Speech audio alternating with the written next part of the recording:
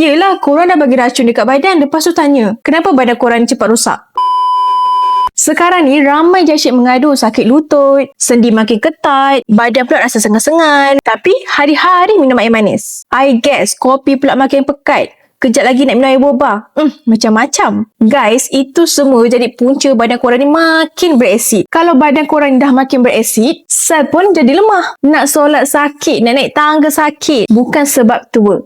Tapi, sel badan korang tu dah kena serang dengan asid setiap hari. Tapi, korang jangan risau. Kita ada solution dia. Solution dia, korang ambil je Uniwave Alkaline Flask ni. Air dalam flask kita ni sangatlah berakali. Yang boleh bantu neutral pH kan dalam badan korang. Kurangkan inflammation, lancarkan darah dan bagi tenaga tu secara semula jadi. Setiap tegukan yang korang ambil daripada flask kita ni, boleh bantu sel korang tu untuk lawan balik asid. Dari akar masalah tapi bukan simptom. Jadi, kalau korang dah start sakit-sakit sendi, itu bukan tanda korang ni dah tua. Itu tanda badan korang ni dah penat nak lawan benda-benda yang beresid ni. Korang kena tukar cara minum, tukar korang punya kehidupan dan start dengan Uniwave Flask kita.